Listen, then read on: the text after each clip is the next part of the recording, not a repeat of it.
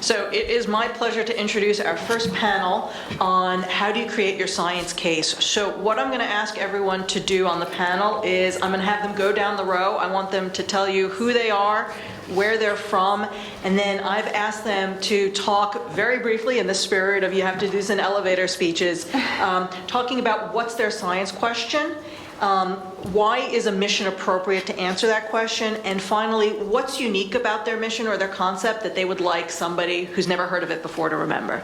So why don't we just go down the row and then we'll open it up for questions. All right. I don't know how long you want us to talk, so feel free to cut us off. So I am Evgenia Shkolnik. I'm an associate professor at Arizona State University's School of Earth and Space Exploration. I am the PI of the NASA-funded SPARCS mission. You saw it up in one of your slides, up in the very, very top corner. It's one of the few small sats in astrophysics that NASA is currently funding.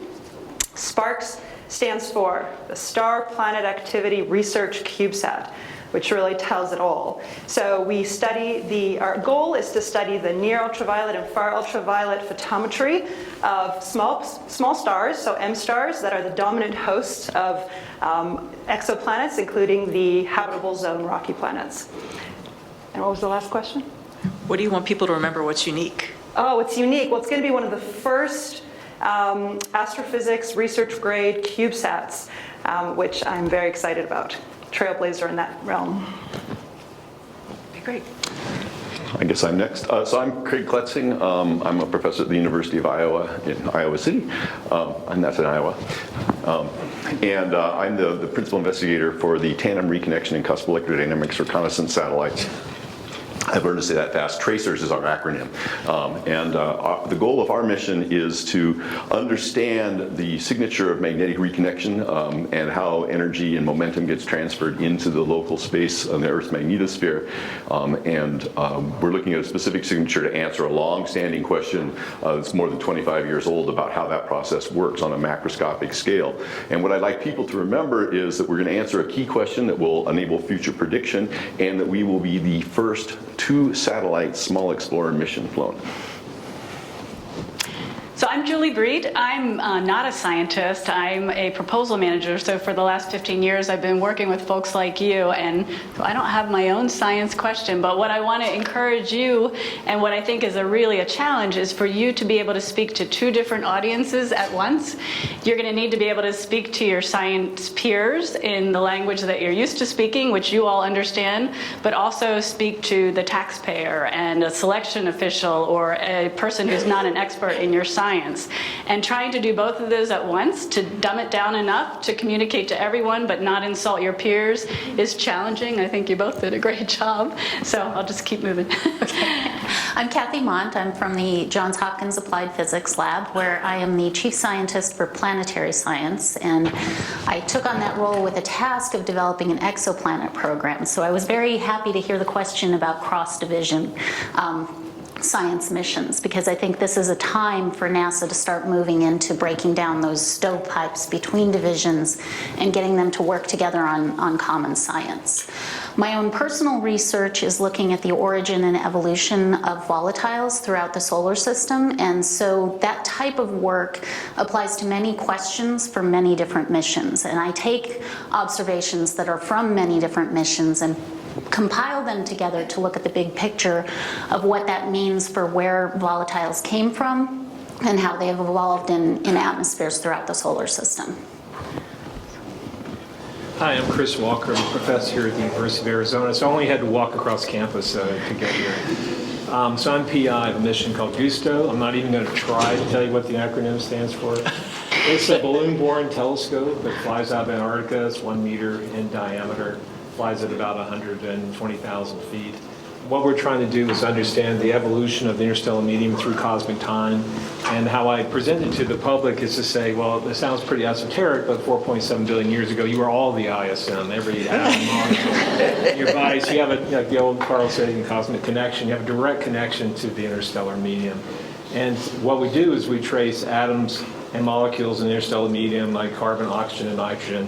And these have their fundamental transitions at very high frequencies, terahertz frequency, or if you're a wavelength person, the very far infrared. And so at those high frequencies, water vapor in the Earth's atmosphere absorbs all the light before it gets to the ground, and that's why we go to these high altitudes. And what we're going to answer is the life cycle of the ISM. That's what's unique about us. We're going to be looking not only where the part of the ISM where you have clouds and stars are forming, but also how you form those clouds from just hot ionized gas. Okay, my name is Randy Wesson, and I do not have a mission. I am the lead study architect of the Jet Propulsion Laboratories architecture team. We look at advanced concepts. One of the things I would give you guys just a warning is that NASA is looking for compelling science missions. So when you're doing that, when you write your objective, don't start it like to document or to determine. It really is to both document or to measure. It's to determine or to understand something. Make it compelling. Mm-hmm. Great, thank you. So we have quite a bit of time to make this interactive, so I want to open it up first to the audience, see if you have any questions. Otherwise, I'm going to try and stump the panel. Nobody? Okay, Erica. There's a common misconception that you have to be an intense hardware person to come up with a mission idea. And I was wondering if any of the panelists have thoughts on that. Okay, so let me repeat the question. It was a question about whether you have to come from a hardware background in order to put together a compelling proposal. So I can answer that you don't have to. So I am an astronomer through and through. I've been using ground-based observatories, not building instruments myself, using then space-based observatories like Hubble and GALEX for the ultraviolet. So I'm very science-driven. And the reason why I conceived of the Sparks mission in the first place is because I had exhausted all existing facilities to answer the science question that I was interested in. So I was particularly interested in how these low-mass stars flare, what is the interaction between the star and the planet, how does this ultraviolet emission affect the atmosphere of these habitable zone planets. So a compelling question that I think is not just compelling for astronomers, but for society in general is, right, are we alone? It drives a lot of what we do in astrophysics. And this is a very direct connection, right? Can planets around M stars have atmospheres? Can they have surface life? And so on. So I was just really maxed out with my HST time. I mean, I had a large HST program, and a large HST program is 1 week worth of time, right?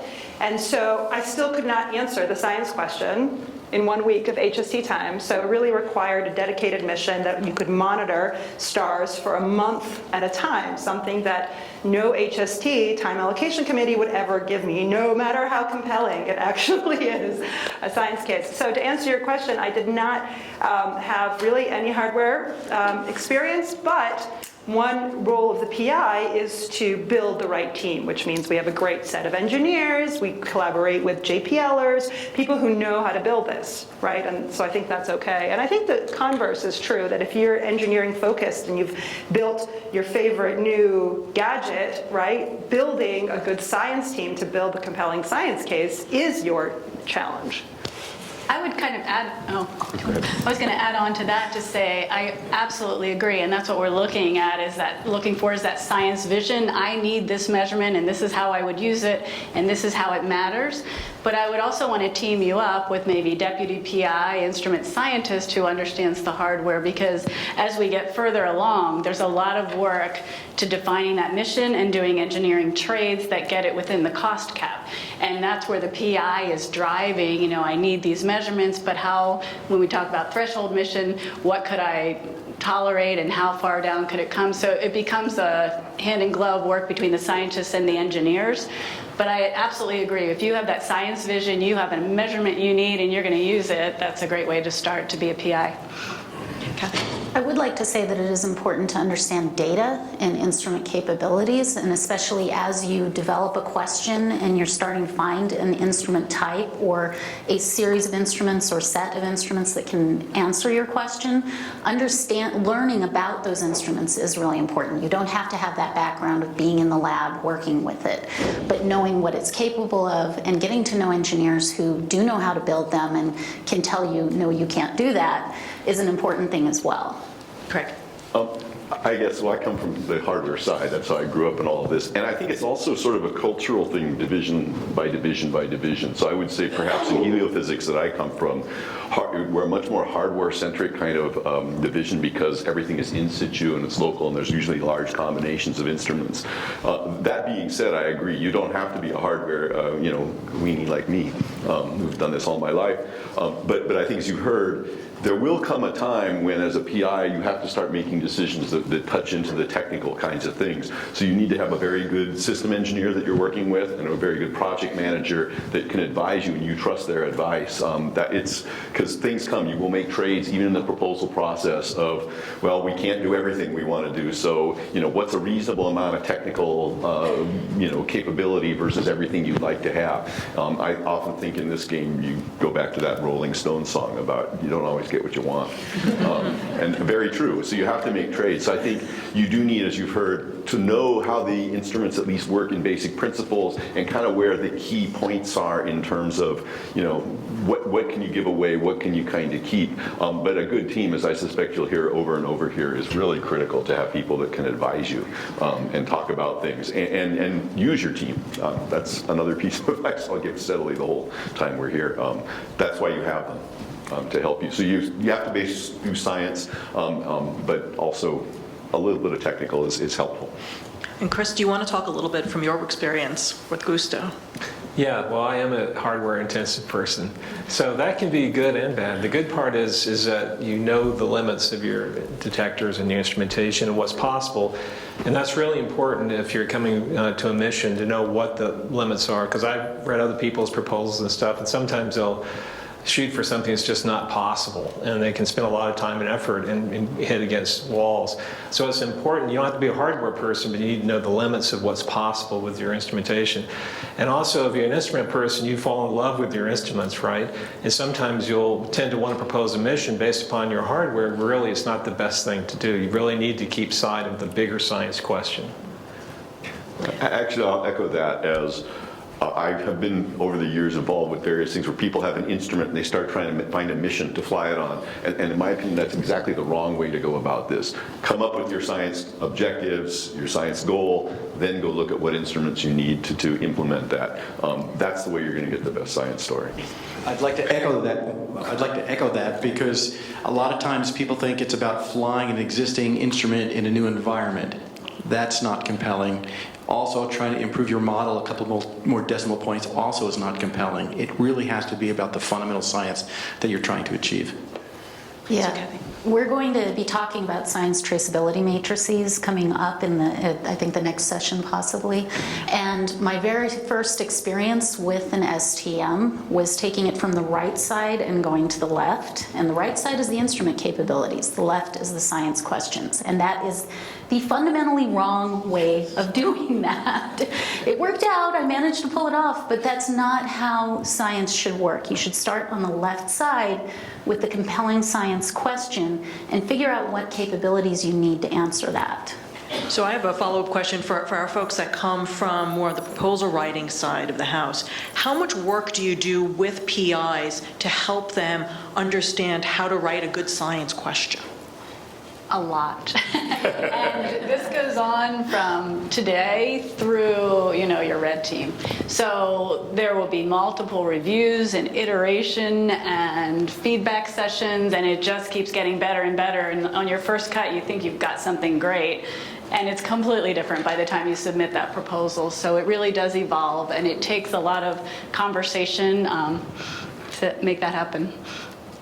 But there are some issues when it comes to writing science traceability matrices. One, a lot of times the PI does it by themselves, which is a mistake. You need other people, system engineers and other people to work on the right side of that table. It's not a peer-reviewed journal article, and you don't want to see how many objectives you can put in there, because more objectives does not make it more compelling. It just means there's more things to find major and minor weaknesses against. Well, as you will hear, it means you have more and more requirements. Yes. Okay, so let's go to the audience. I know we had a question over here. Yeah, so I'm sure part of the answer is that it's an iterative process, but I'm curious if you have tips on when you come up with a question that you think is really exciting and compelling, how do you start going from this question and the current state of knowledge to, okay, this is the budget, and is this question really compelling enough to justify the budget that it would require for that? What are the best ways to get started on that matchmaking process? So let me just repeat the question, which was, how do you go from the science question and the budget that you're getting given and scope the project? Is that a good way to describe it? Yeah, yeah. How do you know that the question you have, it's going to cost New Frontiers budget? Is the science good enough for New Frontiers that it's worth pursuing this further, or do you need to go back to the drawing board and start coming up with a new science question? How to make those decisions? Okay. Good question. It truly is an iterative process that will take that long, but I would say in the beginning to just get a thumbnail sketch of, is this reasonable? You're going to have to reach out to the experts, and I think that's the reason of this workshop. I mean, speaking from a NASA center, we're happy to have a conversation with you and just give you a rough idea, because if you don't have any experience, it's hard to guess at where this falls. So, Yeah, Randy. I know that at the laboratory, we've done enough proposals that we have these rules of thumbs of what percentage is the payload, what percentage is the flight system, what's the ground system, and so on, so that when you have a call, you kind of know how much to fit for each of those bins, and you say, oh, I want to do 500 million, and I only have 120 million for payload. Oops, it won't fit. So you really want to get data in terms of what is a rule of thumb for a classical mission in that cost cap. And I think sometimes you take that grand science question you started with and you say, okay, I can't do all of that. I mean, there's simply not sufficient, resources. But then I can say, well, what if I refine that science question to be a bit narrower? Then I find I can start to fit inside. And I think that's one of the harder things, is to figure out what's the correct amount of narrowness, so to speak, depending on SMEX, MidX, New Horizons. I mean, there's all these different classes sort of mission. When they get smaller, you have to narrow that focus and be very, very, point in one single direction. And that's a general thing I would say, particularly for the smaller missions, is you can think of all kinds of things you can do, but you have to sort of say, well, what's the key ones that are compelling? And there's that iterative process of refining that science question until you get something that fits and also sells to your science team. But I mean, literally just the wording of the science objective for our mission, we've spent about half a day just talking about the specific words, and that's what the whole science team assembled in a meeting, to come up with something that I think is, like 15 or 20 words. I think you should sorry, you had your hand up. So I'd say that the science team is really important when it comes to this as well. You can't go into this alone and lead a mission alone. You're putting together a team of experts that each carry some of the weight, and putting together the right team can help you come up with the compelling science that fits within that box of the cost. So the team is really important at this. Jenna? Thanks. But I would start with the science question, right? So it's not what can I do for a New Frontiers, or for a New Frontiers cost cap, or for a SMEX cost cap. What can I fit into that, right? The question is, what is the science and what does it need? It's possible that you just need a small satellite for something, right? At a fraction of that cost. And then, so in my case, for instance, I had a science idea, and then I started making sure that it wasn't just me and my hopes and dreams, right? And that other people really cared about it. And I started having like an elevator pitch kind of version of it that I would just kind of ask around and be, what do you think of this? And what do you think of that? And then those people, someone said, I think that's a really great idea. You should go talk to this person at JPL, and you should go talk to that person. And then all of a sudden, people are like, Evgenia, you're not nuts. We can really do this. And that's what it was. It's not being in a vacuum and not scaling to a particular cost cap. Just what are you really interested in? Because fundamentally, you have to be totally driven by the science. It has to be completely compelling to you, because it's a lot of work, right? And you have to want to know the answer, not just build a mission for the sake of the mission. Randy? Just another caveat. When you're filling out the science traceability matrix, you'll sometimes get probably instrument performance where you don't quite know the value that should go in there, but you really want to make it compelling, so you make it really tight. The problem when you do that is, if you get selected for step 2, now you see what you've done. You can't change the science traceability matrix, otherwise you trigger a science review, or now do you go to a cancellation review. So you have to be careful what numbers you put in there, and don't make them too tight, because that's how you're going to be scored in terms of your performance and your cost. Okay, let's go out to the audience. Right here. So the decadal surveys, I think, are weighted very heavily by NASA when they're trying to choose which missions to fund. So when you're coming up with your science case, it's kind of a chicken or the egg situation. Did you guys, those of you who've had successful missions, did you come up with your science case first and try to align it with the decadal survey goals? Or how did you do that? Did you harmonize that at all? So the question was, for the science question versus the decadal survey, is it a chicken and egg? Which one do you think about first? Well, I'll jump in on that one. But before on the previous question, I just wanted to say it's the science team is what you need to do to help define whether or not your science question is useful. Believe it or not, it wasn't so long ago that I started proposing these missions. I'm actually an introverted person, believe it or not, except I give lectures, but other than that, I hide away in my office. But basically what you need to do is reach out to the experts in the field and call the people that you just read their papers and don't know them and say, hey, I'm thinking about doing this mission. What do you think about that? And I think what you're going to find is it will all be very helpful. And one thing I did was say, you know, I'm mostly an instrumentation guy. I do science, but I mostly do instrumentation. I'll say, hey, you know, a couple of guys at JP, I'll call them up. I'll leave their names out. Is this a crazy idea or not? And to the person, they were all very supportive. I never got shut down. So don't be afraid to reach out to people you think might be senior. And to answer the decadal question, don't be bound by the decadal. The decadal doesn't know everything. And in particular, the Explorer program, in the decadal will always say how important the Explorer program is. The Explorer program within NASA, which is SMEX and MIDEX, they have an eye on the decadal report, but you're not bound by it. Because you may think of something that's not in the decadal. That's the purpose of Explorers, is to go beyond what was in the decadal. Do the decadal great, but don't be bound by it. I wasn't when I proposed mine. Because sometimes people in the decadal don't realize what's possible. They don't know everything. Kathy? I would recommend becoming familiar with the decadal, and we are going through the cycle of new decadals being defined. So now is the time, if you have something that you think is compelling science-wise, to write a white paper and submit it to that decadal so that it gets considered by the decadal panels. Because you could influence the future by getting your question into the decadal as something that's a top priority to answer. Yeah, great. Chris, and then we'll go Craig. Sorry. Randy, sorry. Oh, okay. Also, it's not only about the decadal. NASA has a number of advisory groups, a bunch of AGS, Mars working groups, outer body working, all these working groups. If you can tie your question to an advisory group, that's also pretty powerful. Craig. Well, I paid no attention. Well, that's not exactly true. I'm aware of what's in the decadal survey and what the broad themes are, but for our tracers mission, we had science we wanted to do. It wasn't specifically identified in the decadal survey other than the broad kind of, fundamental sorts of things.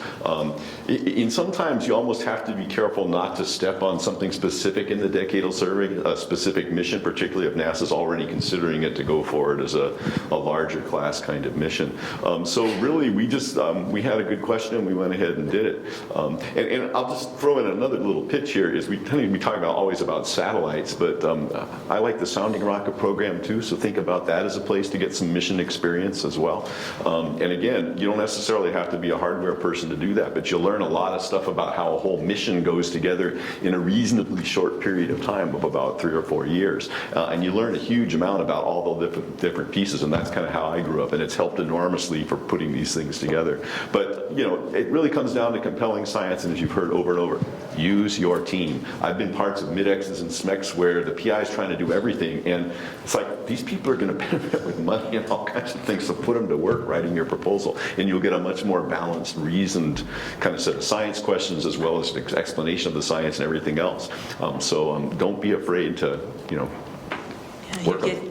Very, very briefly. I'm going to probably say this many times, but it always has to be what is the most compelling to you as the PI also, right? Not just, the bigger picture, but if it's compelling to you, it's probably compelling to the whole community, including the decadal survey. And just as an aside, I can't be with you guys all week because I'm going to an Astro 2020 panel this afternoon. So if anyone during the break wants to ask me questions about the process of the decadal survey, by all means, I'll be here till about 4 p.m., till the end of the day. Thank you. And I know we had some people who had questions not just for Astro, but also for the planetary decadal as well. So it'd be great to get your insights to that as well. Let's go back out to Terry. I was wondering, you talked about making sure your science is compelling. And also, when we do science, we're taught that it should be repeatable. And there seems to be a fundamental problem in repeating a measurement, perhaps in a new way. But still, we already know that, don't we? So why is that compelling? So the question was the balance between doing compelling science and also science that's repeatable. Or proposing to repeat it.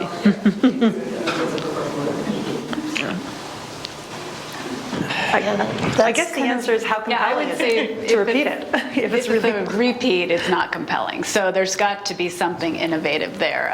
Certainly, repeating, reusing a proven hardware is low risk, so that's a great thing. But there's got to be something new that's bringing this to the next generation, or it won't be. I don't think it would be compelling enough to select. Yeah, I'd say the devil is in the details there. Like with Venus, they have sent probes to measure the composition of the atmosphere. And they got some noble gases, but there's a huge amount of missing information about Venus's atmosphere. And we really do need to go back and measure the composition of the atmosphere and find out how much xenon is there and krypton, which we only have upper limits for. So that repeatability with the cost of these missions, the repeatability has to be compelling as well, and it has to be an improvement, and you have to make progress. Yeah, that's what I was going to say. The improvement's probably the key place where you can repeat something. If you're going to go do it with 5% better resolution, people are going to say, we did that. I can go in with 5 times the resolution. We're going to really answer some of the questions that are still sitting out there. Yeah, you're repeating a measurement, but you're repeating it in a way in which you're getting fundamentally new science out of it. It may be in the same vein as what was done before, but now we can really get to this. And I think that's kind of how you can get that balance. And it's a tough one because NASA likes to do new stuff. Right, just to add to your point, order of magnitude. You need to help sell, this is my rule of thumb, you need to be an order of magnitude better in sensitivity, an order of magnitude better in angle resolution, or an order of magnitude better in the size of your survey. In something. So that's the rule. Factors of 2 or 3 aren't going to cut it. You need to be 10, 20 times better than the previous mission and still fit within the cost cap. That's where the innovation comes in. So why don't we go out to the audience, because I think we're almost running out of time. So we have one question back here, and then we'll go over here. Is there a rule of thumb for team size? Question about your team size. I think it widely varies. I don't think there is a rule of thumb. Yeah. It depends kind of also a little what you're aiming at. If it's a bigger mission, you can have more team. If it's a smaller mission. My general rule of thumb, though, is to have people on my team that all have a purpose. That's right. Which is a rule in the AO as well. We really need to define their unique reason for being there, because anyone on your science team can no longer be a reviewer because they're conflicted. So headquarters doesn't want us to conflict everyone. They need to have a purpose for being on the science team that's unique. But you will have a swath of science to do, but make sure that you pick this person because they have expertise in something that you're going to try to do, or a piece of it, or maybe a couple of people. But don't just put your buds on because they asked you to. Right. Randy? You'll see that at the lab we call it a work breakdown structure. In terms of your budget, you'll see what you actually have for your science team. And the last thing you want to do is spend all your money on your science team and now have to cut instruments. So it'll be naturally self-selecting really what you can afford and what people's roles are. They half-time here and then full-time. It'll naturally fit into a bin. Great. And then we had a question over here. I just wanted to go back to the repeatability. So in earth sciences, that was identified as a big issue. To repeat measurements is very important. So they created a new AO opportunity for that called Earth Venture Continuity. That's what that is. And I'm curious if there's a possibility they could end up doing that in planetary or astrophysics too. So the question was, looking at the model in Earth science for the Earth Venture Continuity missions, whether that's something that might be expanded to the other divisions. So I would say that the continuity for Earth science is fundamentally important because it's tied to one of the biggest questions in Earth science, and that's climate change, and being able to monitor how the Earth is changing. And in planetary science, it's hard enough to get to our targets to make the measurements the first time, that going back, I think you still need that order of magnitude improvement to show an order of magnitude increase in the science that you're getting, unless you have gaps that you're trying to address. So I think that planetary and astrophysics are going to be fun, and heliophysics will be fundamentally different just because of the scale of the missions and the difficulty with getting the observations, and because it's not connected to the most important science question, or one of the most important science questions for that area of science. And Randy, did you have thoughts? Well, I was just going to say, in terms of there are so many more rides to low Earth orbit than there are to the outer solar system that you have to be very selective. And the approach that, and I'm speaking for NASA being a JPL guy, is that it's first reconnaissance, then orbiters for temporal studies, and then your landers and sample returns, and then humans, okay? So when we do go back, it's usually to the next level of it. And so Voyager may have done Uranus and Neptune atmosphere compositions. Now we want to actually do really what's really going on in terms of the weather and climate in these worlds. So I'm going to look at Erica. I know we're out of time. Do we have time for one more question? Okay, do we have one more question? Yep, over here. Speaking of science questions, how do you balance a concise, achievable science question with an exciting or next level or bigger picture one? So the question was, how do you balance a concise science question with an exciting one? Are those mutually exclusive? But yeah, are they mutually exclusive? Yeah, I mean, Achievable, that is the iteration. And so I want you to come in with your most exciting science question, what you dream to achieve, and the hard realities will set in, and most scientists are surprised at how much things cost, and it'll probably be whittled down. And that's going to be the challenge, is keeping it compelling, but yet making it realizable with not too much risk. And that just takes time and iteration to get there. At least in heliophysics, we often fall into this kind of what I think of as the 1-3 pattern, where you have a science goal, and that one can actually be pretty broad, but then you can your science objectives, and those are the answerables. And so you kind of can balance between those of having a very compelling science goal, and then you break it down into pieces, which may not be all of that stuff across the top, but are clearly addressing a reasonable sized chunk of it. And so that way you can kind of balance between compelling and then making sure you can actually get something that delivers. As I think somebody said earlier, you are sort of delivering on a contract to NASA of you're going to answer these questions. And from the beginning, if you have in mind, this is my goal and here are my 4 objectives, this first objective is crucial. And maybe number 4, I'd like to have, I'm not sure if I could get it. If you can be thinking in those terms from the beginning, that'll help you make decisions along the way. And if you lose one, when you get to the final thing, not the end of the world. Yeah. But I think the role of the PI and the science team as a whole is to assess at what point do the realities of the engineering crunch your science to the point where it's no longer compelling, and only you, the PI and the science team, can really make that assessment if it's compelling for the broader goal. Right? So that's the role of it. Ultimately, if the engineering constraints are so real, are so tight that it's no longer interesting, then you should be thinking about the next cost cap, right? So maybe it's not a SMEX, maybe it's a mid-X, right, for instance. Yep. And this is a little this baseline threshold discussion that you have to think about, which I think comes later. Yeah, and so this is, I think, actually the perfect seg to the next portion of the agenda, which is to start thinking in these smaller groups, looking through your workbook, and really coming up with what are those key science objectives that you're trying to answer. How do you start coming up with your compelling science case? So Erica, should I turn it over to you to walk us into the next part of the agenda? Okay, and I want to thank the panel for speaking with us this morning. Let's give them a round of applause.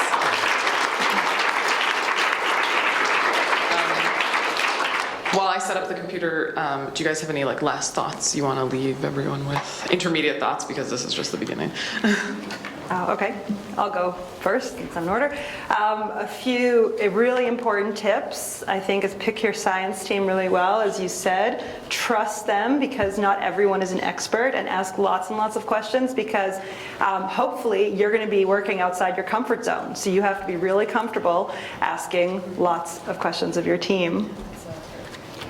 And I'll say again, this team thing you're going to hear over and over is trust your team and use your team. You as PI have a lot of things you're going to have to watch over. Even if you're not a technical person, you're going to have to pay attention to management. You're going to have to pay costs, schedule. And so pretty early on, even though I love the science, I love the hardware, I decided I could not be in charge of any of the instruments directly. In fact, I didn't even put myself in charge of the science section because I had to worry with the whole proposal. So I delegated, and so that's one of the harder things to get used to. It was tough in my early career because you're going to give it to people and they aren't going to do it exactly the way you would have done it. But if they do a good job, you just got to get used to letting it go. And because as PI, you need to watch everything. At the end of the day, you still have to hone things and make sure it fits with what your vision is. But if you use your team, you're going to get a superior result, and you'll be able to do it in a more manageable way that doesn't, wipe you out. It's actually so great to hear you say that, because I've worked with a lot of PIs, and the successful ones are the ones that work well with their team and trust their team. That makes a huge difference. So it's not a one-man show, and PI is somewhat of a management job, so you need to be able to work with a broad team and use all of the skills that you'll be given. Yeah, I would agree with all of that. And I would say also, keep in mind that you never stop learning. Be open to learning, read, understand the science as fully as you can, and always listen to your team, because you have them on your team because they are experts in something that you need that you are not an expert in. So don't expect to be the expert and to know everything. Constantly try to learn, constantly listen. Right, well, that's all true. And then one thing I had to really learn was program management and systems engineering is key to the successful proposal and also to implementing a successful mission. So find a good program manager, find good system engineers, and put them to work and listen to what they say. It's very, very important. And the other thing is about what you guys are going to be doing, the science traceability matrix. That's the backbone of the entire proposal. It's the backbone of the entire mission. And what you're about to embark on here is the science objectives, which is the very first thing. And then you'll end up with specifying the mission parameters in the end. And in the middle, there's the instrument parameters. All these things are essential to a successful mission. When it comes to proposals, you don't really win them, you just don't lose them. So you want to be like the last person standing. So one of our sayings is, you don't want to lose a proposal, but you don't want to regret winning it. So. Yeah. Although there's often that moment of, yay, we won. Oh, heck. That's how you have to do it. And I'll just repeat on the science traceability matrix. While you have to agree with everything in there, give it to somebody else to actually execute, and then you review and manage the team to look at it. It's a lot of work, and as a PI, it's, in my opinion, it's too much for you to do yourself. All right. Thank you so much to all of our panelists. We'll give them a round of applause.